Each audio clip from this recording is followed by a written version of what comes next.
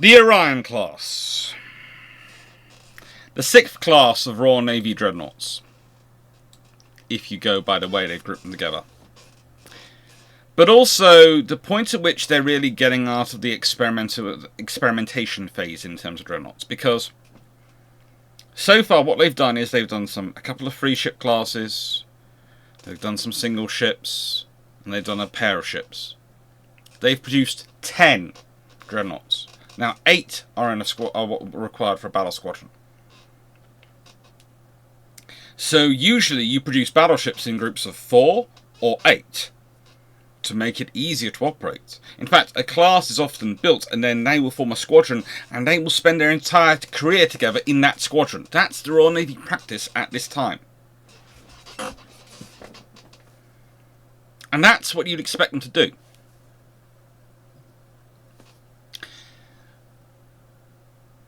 But the trouble is,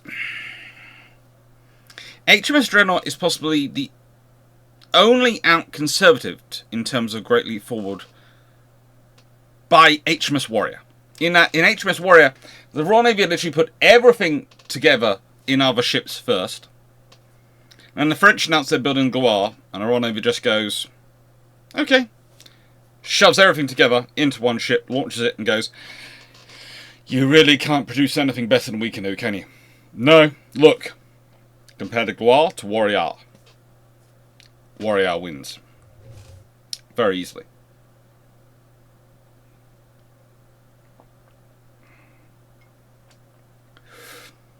The only real difference between Dreadnought and Warrior is that they've tested out the form in armoured cruisers, they've tested out the guns, they've tested out pretty much everything before they build it. The only real difference between it and Warrior is that no one else is technically building it yet for them to be building this as a response to. So it's slightly less conservative than Warrior. Marginally. The troubles with doing a conservative leap forward is you then quickly need to work out how you're going to update that design and how you're going to make it work. And some actual realities of, firing 12-inch guns is very different than firing 9.2-inch guns or 6-inch guns alongside the superstructure. We can design things to deal with the effect of that firepower. We can't with a 12-inch. It's just too much. And anything bigger, we especially can't. And the trouble is, a 12-inch gun is not really enough of a leap forward for the Royal Navy. You see, the Royal Navy always needs to be bigger and stronger. It needs to be, in order to preserve its position. It needs to at least look bigger and stronger. So having a load of battleships which have the same guns as everyone else doesn't really help. This is one of the things why when I talk about Dreadnought I go, well, there's the Dreadnought they build and there's the Dreadnought they could have built. If they'd been prepared to do actually a leap forward. They could have gone something which is in a similar form to the Orions. They could have gone for something which has 14-inch guns in those twin turrets, or even 14-inch guns in triple turrets. Because they have all those technologies at that time. There are triple turrets. There are super firing triple turrets. There are turrets which are designed for super firing, and you have to remember that some of the first dreadnoughts, when they are fitted out to super fire, the Royal Navy has these wonderful cupola systems which are designed to allow, people in the turrets to look out to fire and aim, especially when direct control goes down, so they're not being controlled centrally. The trouble is, if you fire directly over a turret which has such a position in it, you run a distinct risk of causing trouble in that turret by smashing that and causing overpressure inside. Now there are modifications, etc. done, and it won't necessarily happen. There is a debate over whether it necessarily happens. And there's often some discussion with it which is based around the fact that, like with a lot of things, like firing across deck, there are strict rules in the Royal Navy against doing that. In peacetime. For training. there's considered no advantage for doing it in terms of training. Doesn't matter where you're pointing the guns, as long as you're hitting the targets. So don't point them in any position where there's a risk of doing damage, which you're going to have to do major work to repair, or possibly even kill crew. In wartime, you do it. In wartime, you wouldn't hesitate. If that's what's necessary to fire, you take the risk. The odds of you having to take that risk and having to fire directly over the turret are low. In terms of, again, it's one of the things is people go, okay, so do you mean directly over turret as in, you can't fire directly over it, or is it only one gun? And again, this is a whole thing depending on the system you talk about, whether exactly what level of risk is, and also how they're closed up, because if they're under direct control and they're not using the turret fire control at all, they are entirely working from director system. They don't need to. They can be all battened down, so it theoretically is fine if you trust the battening down. It's a whole fun system, and it's a whole fun scenario. But this is one of the problems again with the Royal Navy with going with a very conservative design of turret. A lot of their first generation of dreadnought battleships are fitted with turrets which were designed for pre-dreadnoughts, which didn't have super firing. They didn't, in the Royal Navy, have anything like that. They're using the same turrets from the Lord Nelson class. It takes a time for the turrets to evolve. It takes a time for the thinking about the turrets to evolve. And it takes a time for them to realise it. And one of the troubles you have very quickly is that a lot of ships are built very quickly before you've done a lot of testing. And then you go, oh, sugar.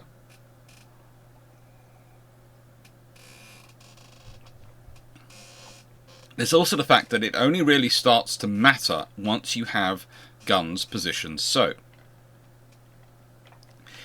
And that only really happens once you get to the wonderful and possibly one of my favourite name ships of all time, HMS Neptune. You see, I like the Neptunes. I think Neptune, Hercules and Colossus are some great names, and I think any ship named Neptune has had a very interesting history. I love the hubris of naming a battleship for the god of the sea. I really do. But prior to that, you don't have the super firing issue. Then you gain the super firing issue. And so, without much modification done necessary to the turrets in terms of their overall design, there's a difference when you're dealing with the Orions, and a difference when you're dealing with the King George V's, and a difference when you're dealing with the class which come after them. Because as each turret grows, they're trying new systems, and they're trying to improve their ability to deal with the issues of super firing. But again, you have a problem in that the pace of the construction, especially caused by the quantity race with the Germans, and the growth in guns caused by the qualitative race between the Royal Navy, the US Navy, the Italian Navy, and the Japanese. And what I always love about that particular qualitative race is when you look at it, and this is probably the big problem for the Germans and a lot of other powers getting involved, is that then you look at it and you go, hang on, all four of you are supposedly in a race together. And whilst there isn't much transfer of technology between Japan and America, there is a lot of technology going on between Britain and America, Britain, Italy, and Britain, Japan. A lot of technology transfer going on between Japan and Italy, Japan and Britain, between Italy, America, Italy and Japan, and Italy and Britain, and between America and Britain and America and Italy. All four of them. There are all sorts of systems moving around. Sometimes minor systems, sometimes major systems, sometimes ideas about armor, sometimes ideas about turbine design, and they're just moving freely between them. And you had this sort of break between America and Japan for various reasons. Not all of them sensible, logical, but for various reasons. And the information dose still is going there. It still eventually will percolate to Japan, but it'll be to America, via Britain and Italy. And it's a really interesting scenario you have going on in that you have a qualitative race where they're all trying to build better ships, but they're also sharing their techniques of how they're building better ships. Which is one of the reasons why that race really doesn't have as much heat in it as is often marketed as having. It's one of those scenarios where, when you look into it, you go, yeah, this is not a hot race at all. This is just not a hot race. It really isn't. Shameless book plug. The second edition of this book is now out, I think.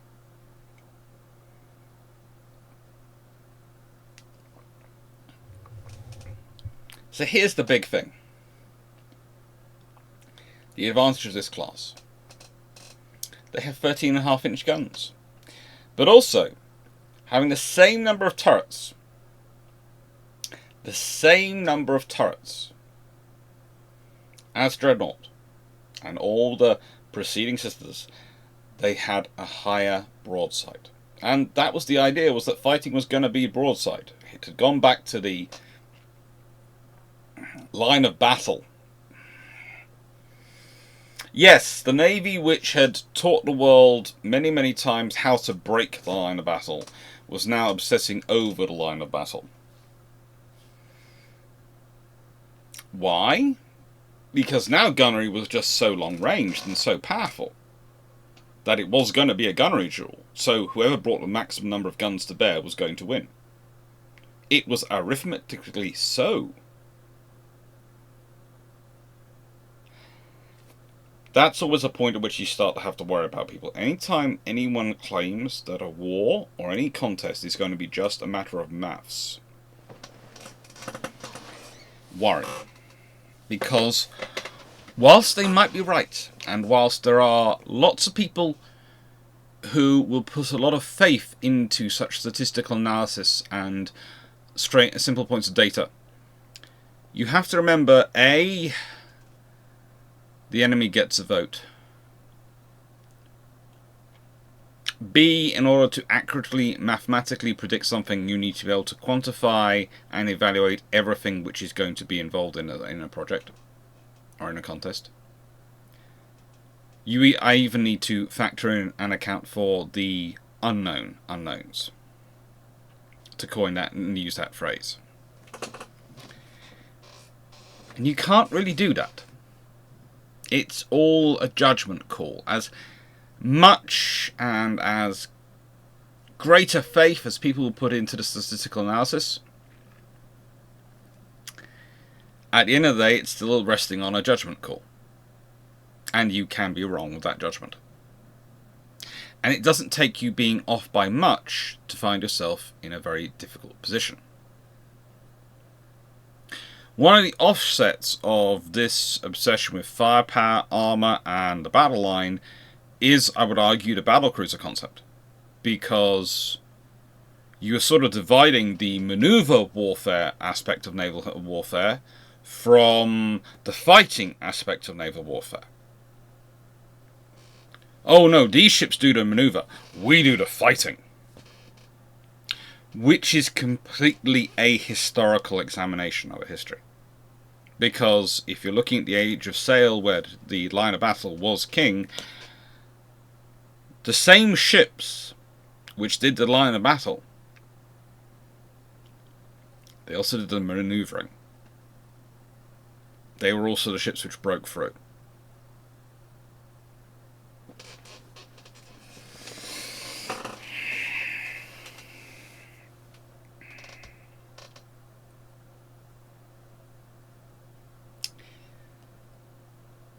But there is a certainty in numbers.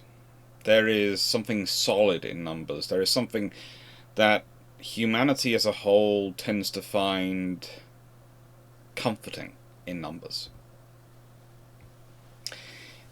And this affects design of ships. Now, in the Orion class's case, at least I'm growing to 13.5-inch guns. Not as fast or as high as the British could have jumped, but high enough. The British again were being very conservative in their jumps. Why? they didn't want to risk igniting any heat into the qualitative race. In fact, you can see that again with all the other powers positioning the qualitative race.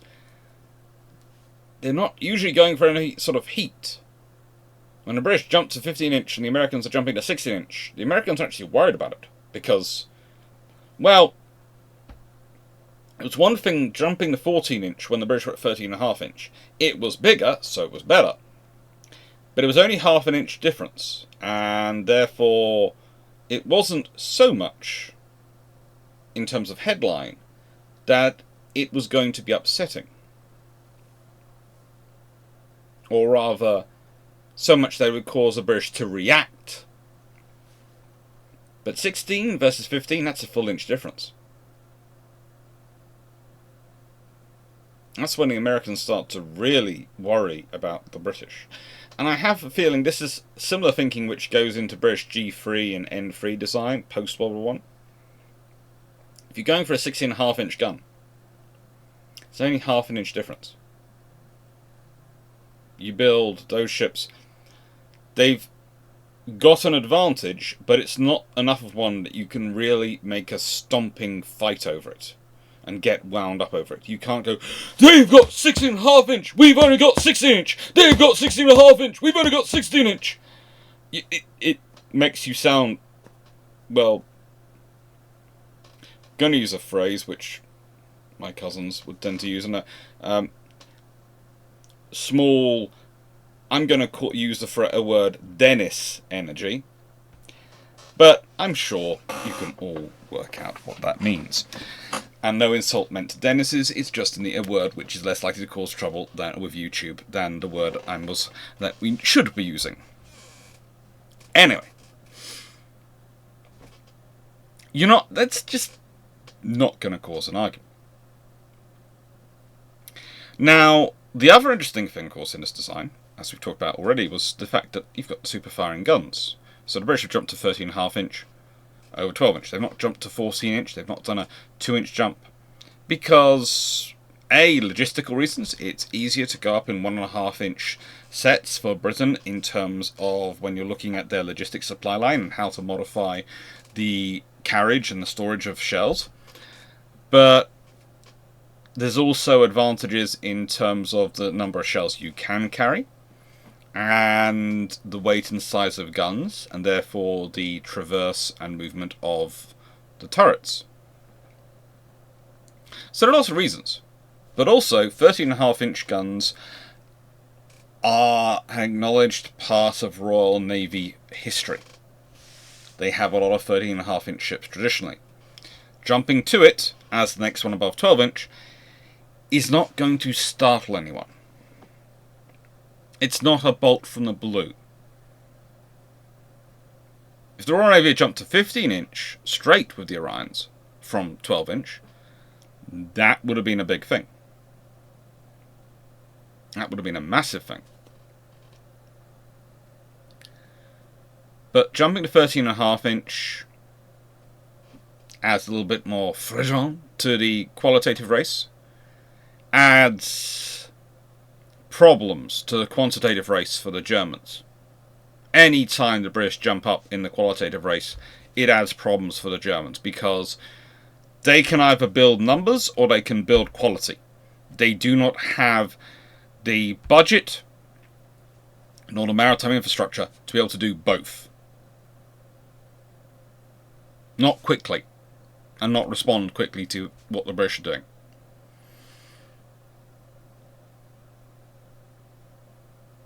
Also, these ships have a slightly different hull form. They are a slightly different shape. They're more elongated, but they're also smoother. And realistically, with these ships, whilst they're carrying again torpedoes, and it's one of the really interesting things, the Royal Navy keeps sticking torpedoes in their dreadnoughts for a long, long time. They're only 3 21-inch torpedoes. Now, again, though, there are some interesting factors when we start to look at these ships. Because if you consider some people, when they're talking about their construction design, They are still talking through various issues, including the mast positioning. And there are lots of things where people would like to go back in time and go the Royal Navy should be making a bigger leap forward. The Royal Navy should be doing more of a jump, should be changing more of the design, should be pushing forward harder. I always find it very easy to say. Now, sometimes I will agree. But before I do, I ask myself first this question. What happens if they jump and they're wrong? What happens if you remove the sighting hoods, let's say, those parts, and the roofs of the lower turrets, the things that allow them to fire independently on their turret? And then you're in a situation where the director is taken out. What happens if you are put in a position where the ship is on fire, sections of it, and you aren't getting the communications through? That turret then can't fire if it has no independent mechanism. So you need to develop something new. But that's also going to be another complication you're going to add into the turrets, developing something new, which is one of the reasons why they're slow.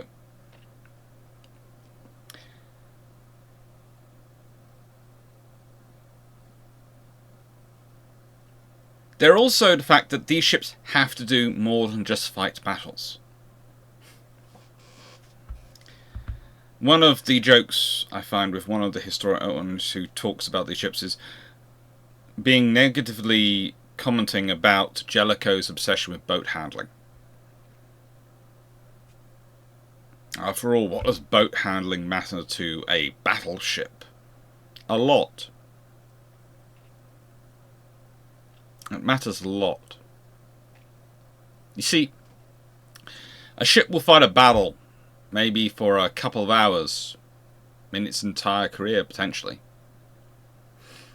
It might be in one battle. It might be in a dozen. It might be involved in none. But it will be lowering and raising boats in front of allies and enemies alike all the way through its career. Every port visit, every trip, every exercise, every time there's going to be a gathering of officers on a flagship, there is going to be boat handling. And if it's bad, and if it mucks itself up, or if it looks untidy, it's going to reflect on the Navy. It's one of those things which is a small issue. It's a presence issue. And it can look so unimportant compared to they should be concentrating on this, on that, on all these things, which are also critical matters usually. They're usually things like firing guns and, number of guns and all this stuff. They should be fighting this fight, or the speed of the ship.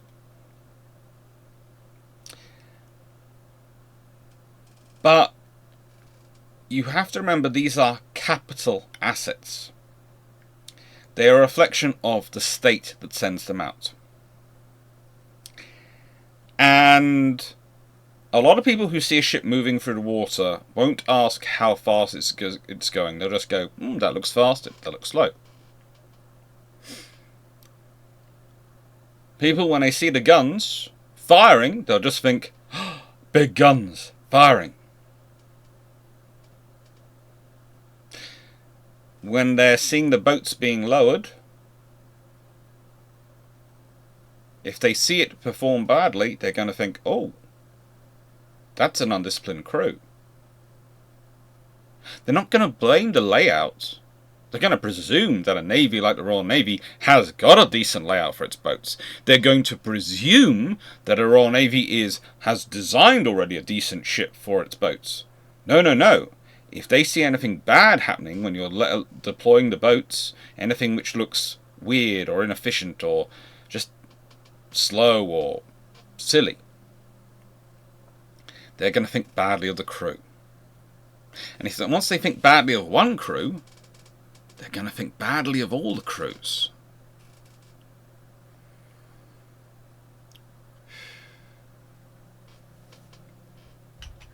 Honestly, though, I would say that what I tend to find with many historians is they are too quick to ascribe blame.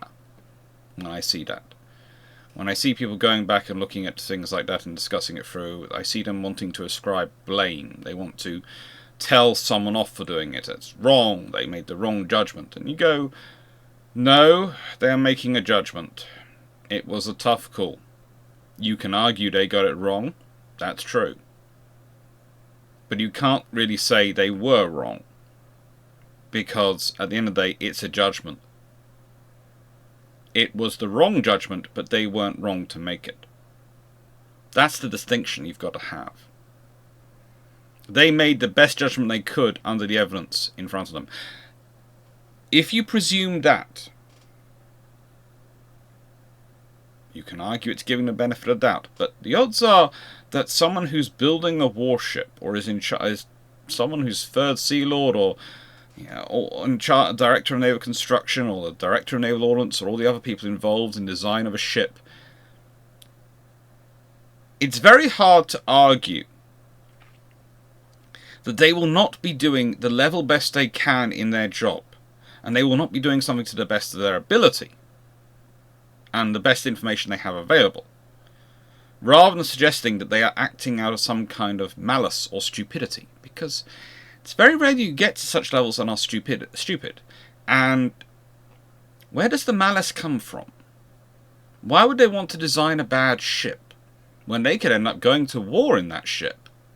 They could end up under fire in that ship. The whole basic tenets of self-preservation would suggest you wouldn't.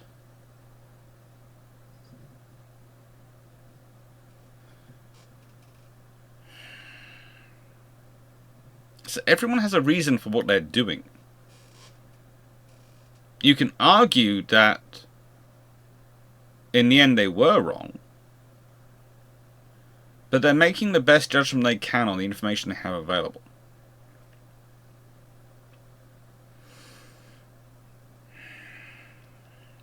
One of the things you also realize very quickly, very, very quickly, is again just how conservative British design is, just how afraid of making mistakes it is. If we consider the installed power on this ship, there was 18 boilers. They drove 2 steam turbine sets, powering 4 shafts with 23,000 shaft horsepower for a top speed of 21 knots. They had a range of 6,620 nautical miles at 10 knots. Hang on, no. Sorry, those are the stats for HMS Dreadnought. The stats for the Orion class are 18 boilers supplying 2 steam turbine sets to drive 4 shafts with 27,000 shaft horsepower for a top speed of 21 knots and a range of 6,730 nautical miles at 10 knots.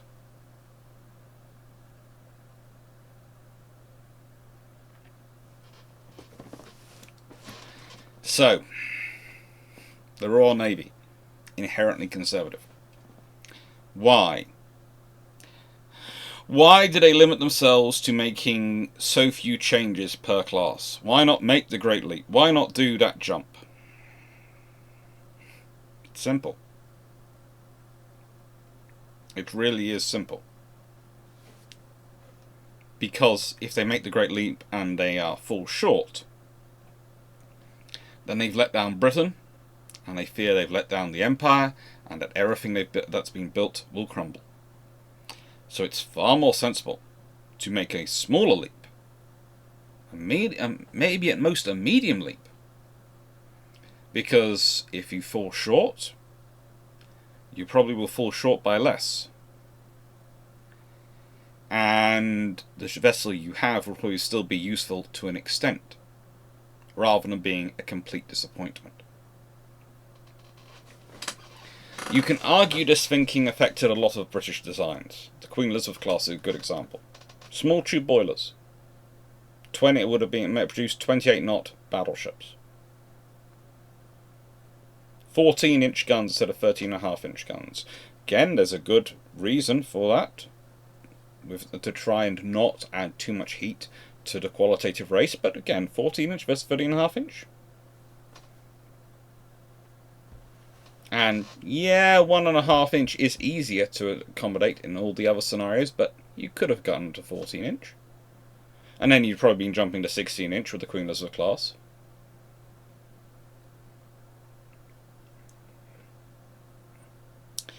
But also, if you jump that far, that fast, what is that going to do to the Anglo-German naval race? What is that going to do to the other relations? They're all factors which are being considered when you're designing these ships.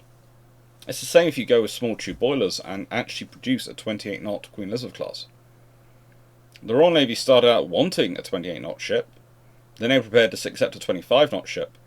And what they really got was roughly a 24-knot ship for most of them.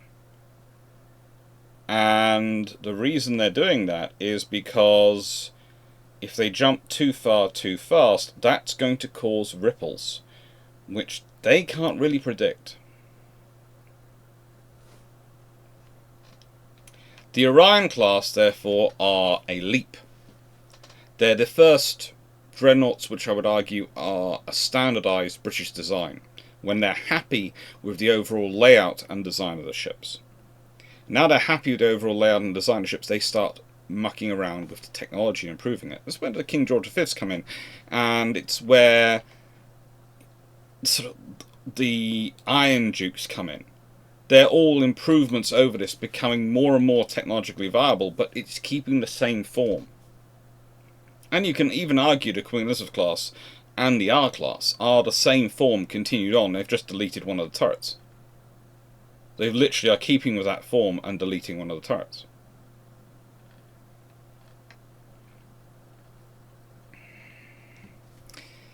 They are immediately assigned to the 2nd Division of the Home Fleet,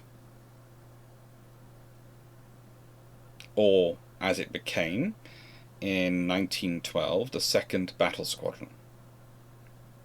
Orion was the flagship of the 2nd command of the division, and retaining that role until March 1919. 3 of the vessels took part in the Parliamentary Naval Review on 9th of July at Spithead. And the interesting thing about parliamentary reviews is that traditionally the Royal Navy have royal reviews there for coronations, etc. But just occasionally, the Royal Navy would have a parliamentary review. Why? Well, it's mostly as a way of showing the status of the Navy and showing the value of the Navy, but also it's to commemorate some technology and development that's going on, and to highlight the importance and value of the Navy to the country. So doing that in 1912 was useful. Having these ships there was useful. That period was also where Charles Sampson, Commander Charles Sampson, became the first pilot to take off from a ship which was underway, the HMS Hibernia, when she was steaming at 10.5 knots.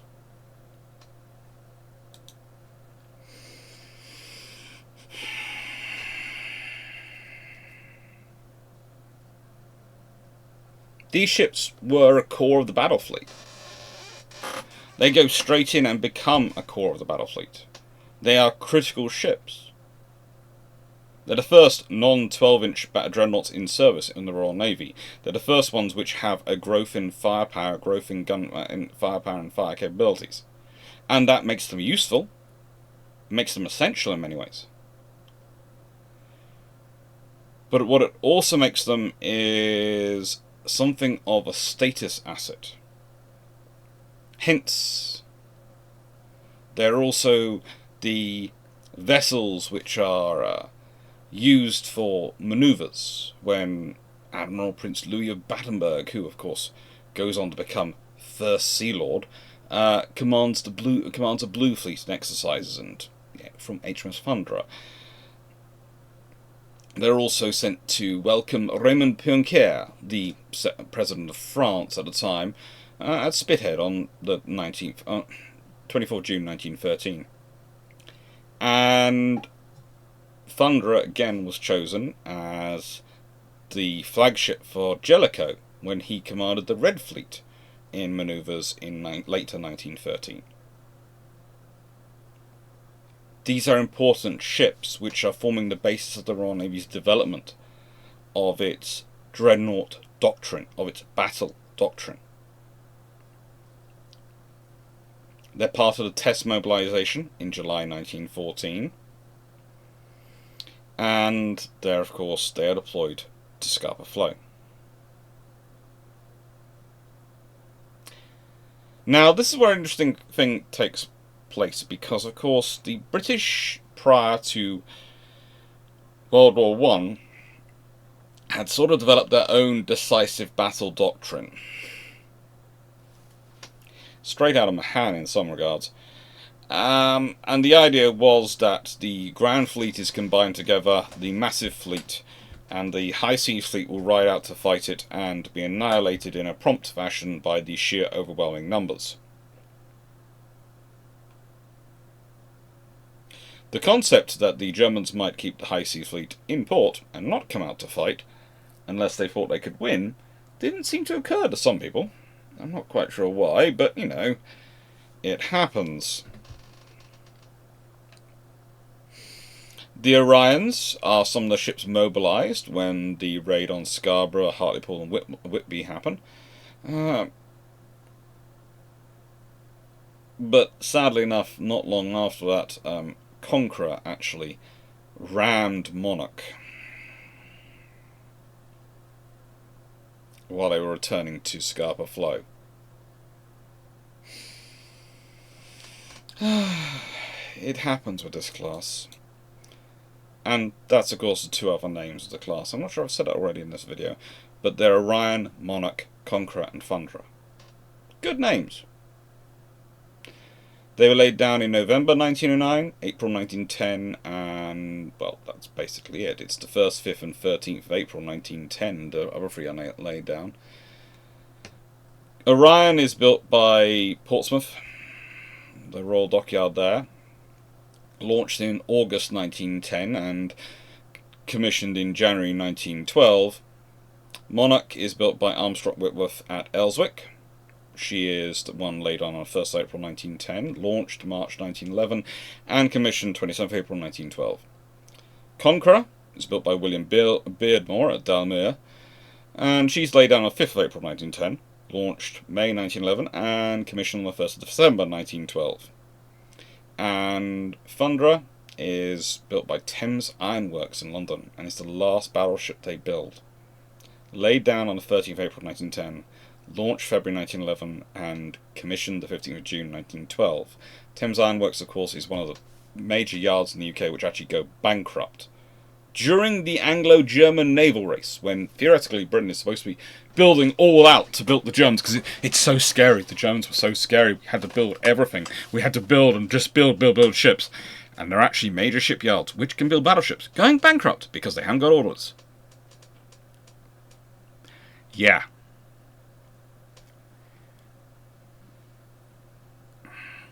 They all came in just under 1.9 million in price. So, good price.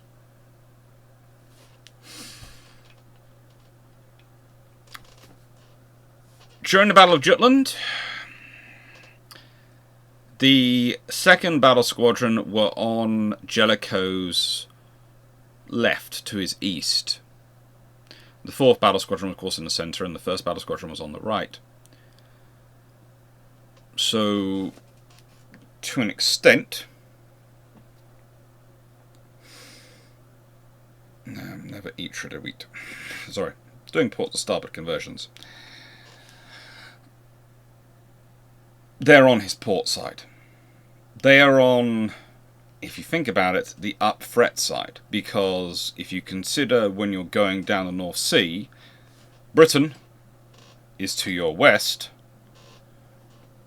Germany, well, mainly Denmark, but let's be honest, Germany is to your sort of east. So they're on the up threat side, and that's because he can rely on them. They are some of the most practiced veteran units he has. They are some of the most well-trained units he has. During the early stages of the battle, Conqueror and Thunderer fired at the Wiesbaden with not really known results. They also engaged dreadnoughts, but there's a dispute as to whether they failed to make hits or whether their shells failed to go off. Some sources prefer to emphasize that they failed to make any hits. Those sources mostly are official accounts which were written afterwards by people who weren't on those ships, going from their books and describing it. The gunnery officers on their ships said that their shells failed to go off. I would say probably it's a bit of one and a bit of the other. You know, just a bit.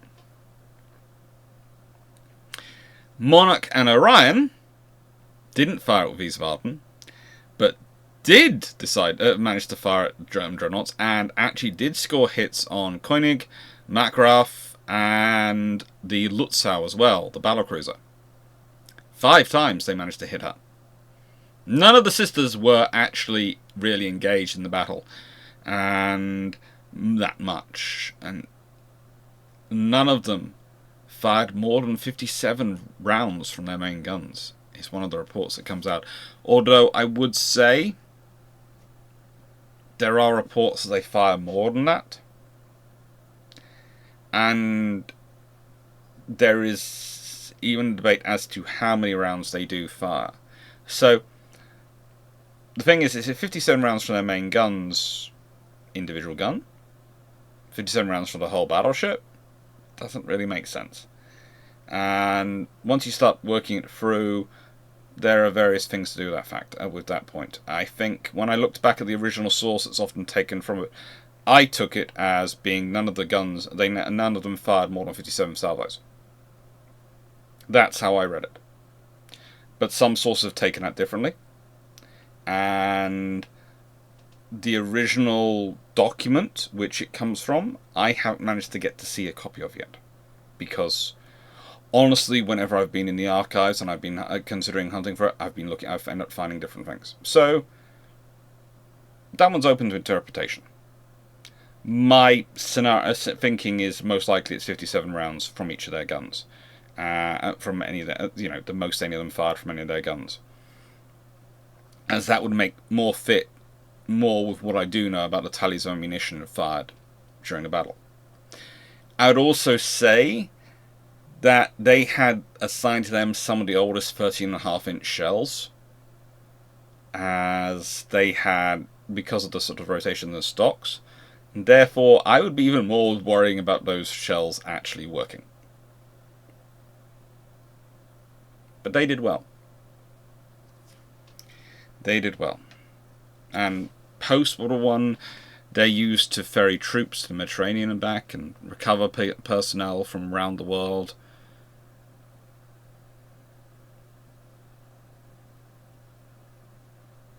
They're used for the training of naval cadets, and have all sorts of roles. In fact, Monarch, whilst initially listed for sale, is actually hulked instead. And she's eventually converted into target ship, used for bombing and shell attacks, and she's sunk in 1925. HMS Thunderer, when she sold in 1926, decides to run aground at the entrance to Blythe in Northumberland.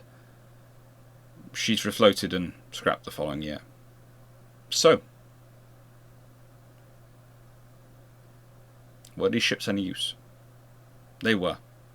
They were good ships. They're useful ships. They're key ships because they show where the Royal Navy is going at a difficult time, but they also show the difficult decisions it's trying to make. Its balances, its fears, and its hopes.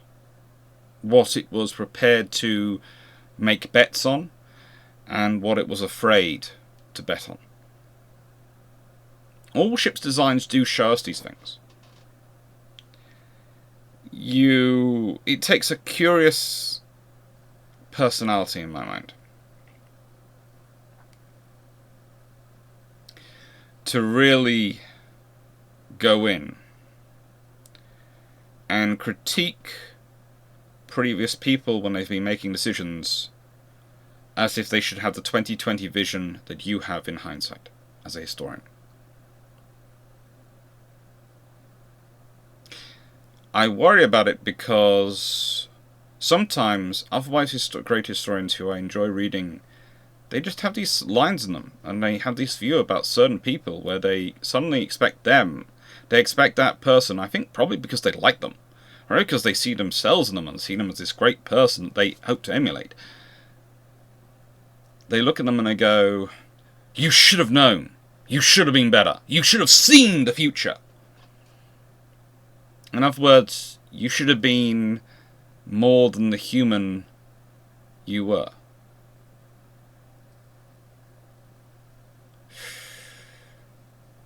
Doesn't really work. Anyway. Good ships. A good ship.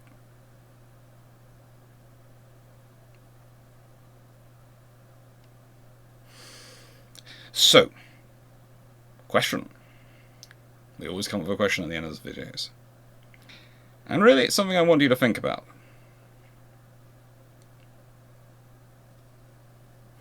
Let's say the Royal Navy does do a bigger leap forward the Orions. Let's say they push these to be 25-knot ships instead of leaving at 21 knots. Let's say they go for 14-inch guns. Let's say they make those two changes. How do you think that changes things as you go along? How do you think that changes the world?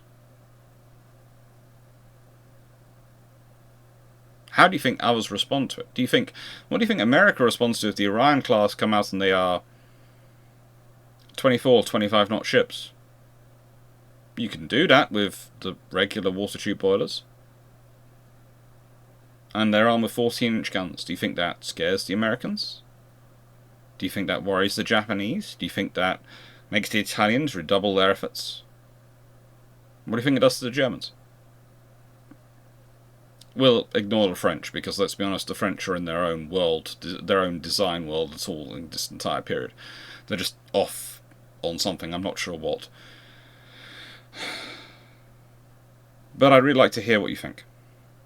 Thank you very much for watching. Take care, and have a nice day.